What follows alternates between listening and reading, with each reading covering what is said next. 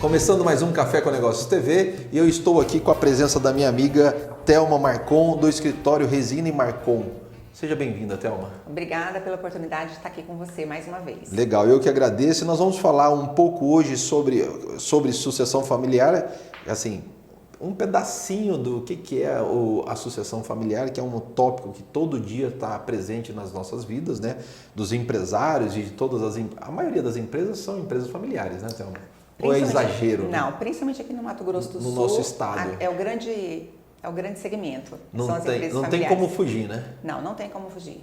Vamos ter que pensar em algum momento sobre sucessão familiar. Se não pensar nisso, quando acontecer algum fato que vá gerar essa alteração de sucessão, vamos ter problemas. Então, se não pensar, se o empresário não pensar agora, ele pode colocar o negócio dele em xeque. E aí pode ser que não... E aí nós vamos cair naquela estatística que poucas empresas chegam na terceira geração, né? Talvez porque não tenham pensado nisso antes. Talvez, né? Mas falando antes disso, para a gente falar no nosso primeiro bloco, eu gostaria que você contasse um pouco para a gente sobre a história do escritório. Nós estamos falando aí de mais de 30 anos. Quando eu aprendi que mais de 5 anos é muito tempo. Então, assim, não vamos falar de datas específicas, que não é bom, mas ao mesmo tempo também é legal. Mas como é que foi a história, como começou, de onde iniciou, como é que nós estamos hoje, só para a gente ter uma ideia.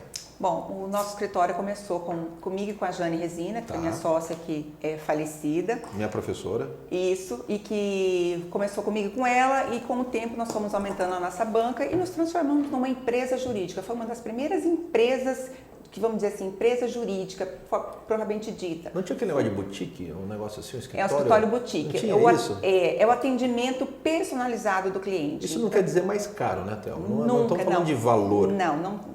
Isso nunca. Estamos falando de experiência do cliente, é isso? E interesse pelo negócio do cliente. Então, para nós o importante não é o processo, para nós o importante é o cliente, atender as demandas dele, pensar com ele o negócio dele e com isso evitar gastos, demandas, processos. Então, esse é o objetivo. Então, começou com o escritório boutique, que é esse atendimento personalizado e diferenciado. Então, desde a hora que o cliente entra no escritório, o atendimento dele é diferente. O processo dele é visto de uma forma única, é como se fosse o nosso problema. Tá, me diz uma coisa, você está dizendo assim, que uma forma única porque eu não tenho aquela questão do Ctrl+C, Ctrl+V e eu vou, é um produto de prateleira que você tem uma solução pronta, você vai pensar em todos os aspectos, caso a caso. Isso, é diferente do escritório que a gente chama de escritório de massa, Entendi. que atende os processos como se fossem uma única coisa. Não, esse processo é atendido de forma diferenciada, ele é estudado,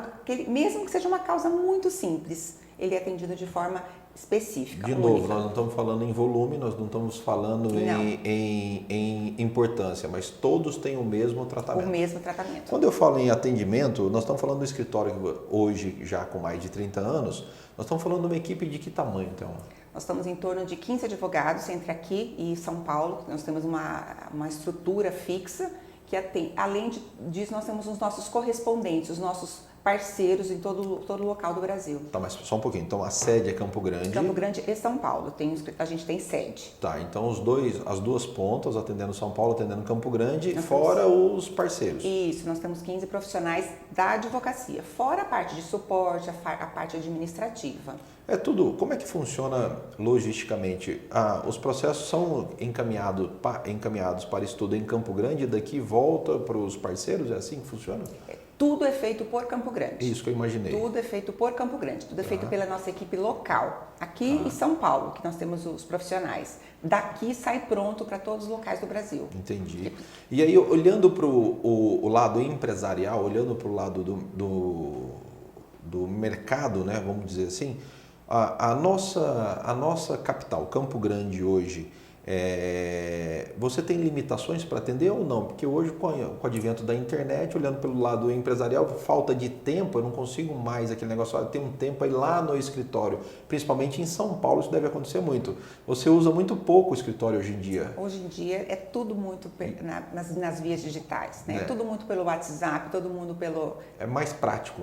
Não existe mais, é até difícil o cliente ir no escritório. A gente tem ainda esse cliente que vai no escritório aqui em Campo Grande. Porque aqui é mais fácil. É muito mais fácil de se locomover. Mas São Paulo esquece. Mas São Paulo, ou a gente vai até o cliente, ou é por Skype, por Messenger, videoconferência. Então é uma realidade hoje, você pode atender qualquer um em qualquer lugar. Então. Não existe mais distância, né? Isso é muito bom. Não existe. Da mesma forma que também existem... Como é que você enxerga? Eu vou fugir um pouco da pauta aqui, mas como é que você enxerga, doutora Thelma, a quantidade de profissionais formados em direito, não estou dizendo que sejam advogados atuantes, né? Formados, bacharéis em direito entrando no mercado todos os dias. Como é que você enxerga isso?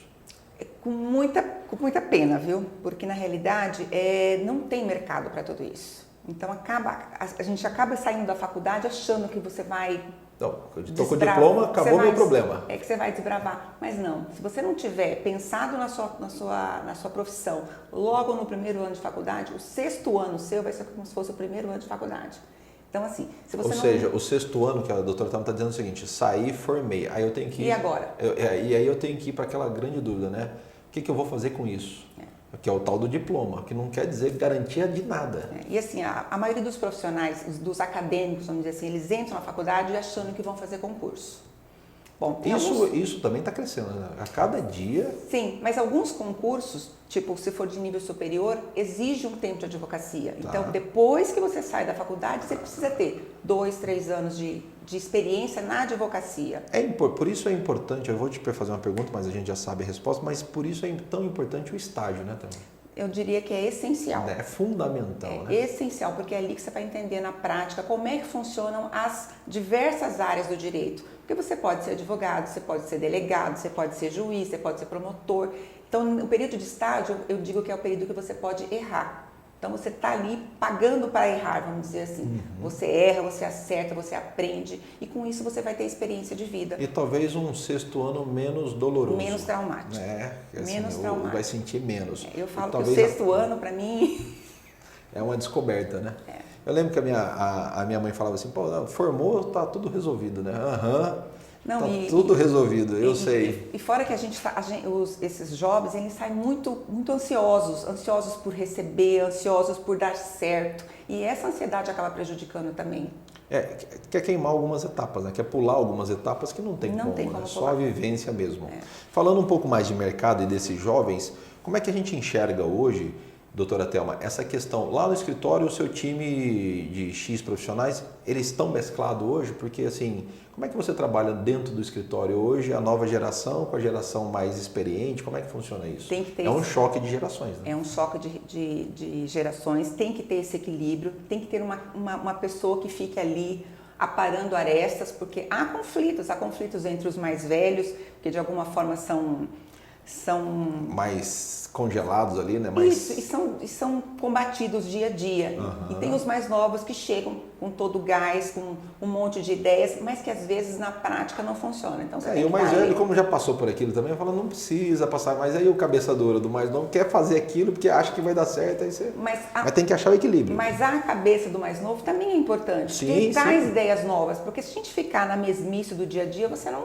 Não, nesse mundo de hoje tão rápido, né? Parou, dançou. Então, a gente no escritório, nós temos de todas as idades, a gente pega acadêmico desde o primeiro semestre de Direito, então, assim, tem toda uma atenção para isso. Uma mistura total aí. Até porque eles também sabem essa parte digital, mas toda a parte de tecnologia, esse pessoal mais novo é muito mais. Não vamos falar disso não, Para a gente finalizar o nosso primeiro bloco, passa voando, né? O primeiro bloco passa voando.